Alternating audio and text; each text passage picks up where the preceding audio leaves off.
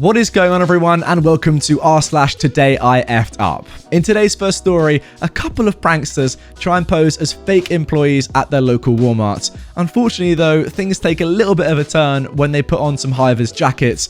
But yeah, it was a funny prank nonetheless. Let's get straight into this story. But first of all, if you are new around here, please consider subscribing to my channel. We are gaining loads of subscribers right now at the moment. I mean, look right here on the screen. That is how many subs we gained yesterday. A crazy amount. So yeah, if you are new around here, a lot of you watching this video, according to my analytics, are not subscribed. And I'm trying to hit 600,000 by the end of 2020. So hit that button. It's free. You'll love the content. You can always unsubscribe later. And with that being said, let's jump into this story.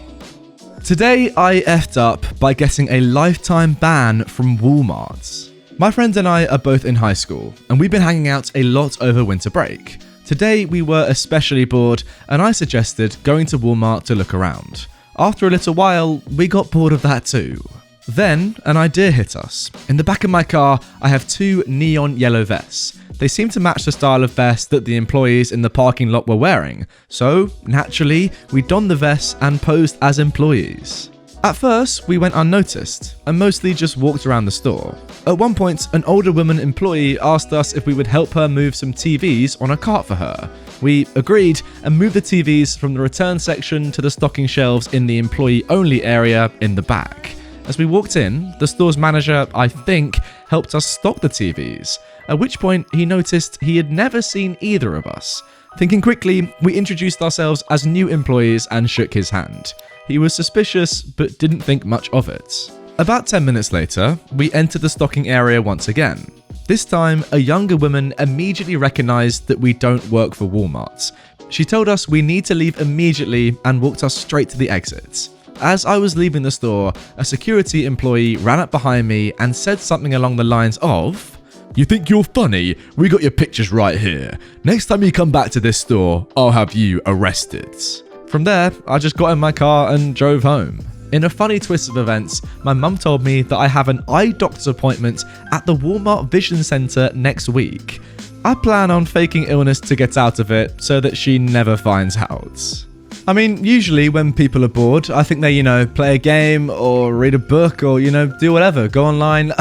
Not go to their local Walmart and pose as fake employees. Now that is next level. That is a step above what normal people, normal beings like me and probably you, viewer, would do. But no, these guys, they're just top tier, they just do what they want. It's a shame that, you've been banned for life. But I guess you kind of deserve it for, probably annoying the entire staff. But yeah, that is going to be an awkward one when you need to go and get your eyes tested. Maybe just forget about your eyes for a good few years or find a new test center. I don't know. Either way, pretty good prank. It's a shame you got caught. Now moving on to our second post. Today I F'd up. I am never frickin' touching a Nintendo Switch ever again. So my family usually opens presents Christmas morning around 8 AM. But due to my mother working this year, we had to start at 6:30. I know, it is as horrible as it sounds. Now, my brother and I are of age and old enough to understand the Santa process. However, we have a younger sister who still fully believes. She did the list, put out the cookies, yada yada. The main thing she wanted this Christmas, and last year, was a Nintendo Switch. I don't know much about it other than it's expensive and could make a child's Christmas wish come true. So it comes midnight, and my mother and I are wrapping up the presents for everyone and checking off the list to make sure nothing was forgotten. Everyone else is asleep. But then we come across the Nintendo. My mum asked me where it is. I have no freaking clue. I go up and ask my dad. He has no freaking clue.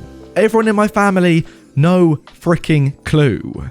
We all begin scrounging the house top to freaking bottom. Every corner, every drawer, every hiding spot, even the effing vents. Time passes, we're still looking. It's 2 a.m. We should have been asleep an hour ago. My mother has to wake up in 4 hours to get ready for a full day of work and be with us for presents. She's crying, my dad's fuming, I'm nervous. I send my parents up to bed and tell them to leave it up to me. I still don't know why the F I said this. So I stay up, still looking. It's now 4 AM, I'm ready to pass out. I decide to write the letter from Santa myself, stating the following. Dear sister, I hit a major storm in the middle of the night and lost Dasher and 60% of my presents. Expect a delivery from the elves within the next few days. So I'm looking up what stores I can buy this freaking Nintendo Switch in again. And of course, they're all closed at 4 AM, but they're closed all day for Christmas too. Now I'm freaking bugging. I decide to let the note do its magic and pray I can find a Nintendo Switch to buy again. Christmas morning comes along. She reads the note, she's freaking out that Santa even made it in such a bad storm. But she's also freaking out that Dasher is on the loose. I try to calm her down and she keeps screaming that Santa can't fly without all his reindeer and is probably missing. If you've ever seen Christmas Chronicles, she hit it spot on. Finally, we open the freaking rest of the presents, but we left a freaking Switch game wrapped and she opened it. It gave it all away instantly. Now I'm frustrated as F that we were so unprepared. This is supposed to be huge. We finish up presents, my mum goes to work, my sister is playing with her stuff, and I'm checking out my new bling. I then remember that my polish for my jewellery was in the trunk of my car. I don't know why, don't ask.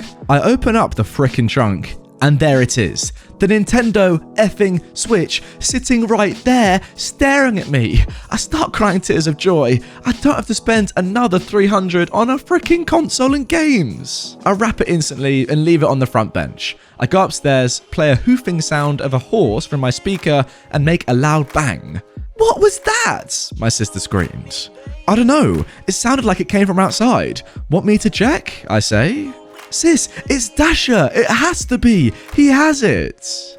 She runs as fast as I've ever seen her run down the stairs and whips the door open. Before even seeing the present on the bench, she goes to look at the roof to see if Dasher is there. Lol. Finally, she falls upon the gift wrapped up on the bench. She grabs it, runs inside, opens it, cries. Santa really does listen, my sister says. And then I cried, again, because I was so relieved it was over. All in all, she was happy. I was happy, my parents were fuming they left it somewhere so stupid, and Christmas was even more fun for my sister. I am never frickin' touching a Nintendo Switch ever again. Yeah, now these are the sort of stories that I absolutely love. I mean, what an absolute whirlwind of a post this is, from start to finish. It sounds like it was just, a breathless couple of days, or not even a couple of days. Let's just call it 12 hours for UOP and your entire family, really. I feel so bad for your mum, though. First of all, having to work on Christmas Day, that's not fun. Second of all, having 4 hours sleep before opening presents at 6:30 in the morning, then having a full shift on the 25th of December. Jesus, yeah, that feels bad. It just must be so annoying. Like, it's that sense of relief, amazing, a wealth of emotions that just flood your body, right, when you find that present. Because you're so happy to see it, the Nintendo Switch that is, in the place you left it. But then you're also thinking, how stupid am I to have left it here and not even clocked? How much time could I have saved by, just not being such an idiot and putting it in the right place with all my other presents that I was going to give? But it's like, overall, you must be happy, right? Because you found the present, saved yourself another $300 from, you would have had to buy another one. Obviously, you would have had to, especially now that your sister has found a wrapped game, a wrapped Nintendo game, giving it all away that you obviously were going to get her a Switch anyway, but you just haven't. So yeah, it's like on the one hand, you must be delighted. On the other hand, you're like, oh my God. I have wasted so much time and I've lost so much sleep over this one dang Nintendo Switch, and for that reason I completely understand your point at the end, OP. You're never ever touching that Switch again, no matter what. Now moving on to our final story of today's video. Today I effed up by going through my parents' trash. So this happened on Christmas night. My wife, a 28-year-old woman, and I, a 30-year-old man, are visiting my parents' house for Christmas. Earlier in the week, my dad had given each child and spouse $100 each in an envelope in place of doing stockings this year. My wife put hers in a safe spot, and I put mine on top of the dresser in our room. A few days later, my wife was cleaning up and thought she had looked in the envelope to make sure it was empty before she threw it away.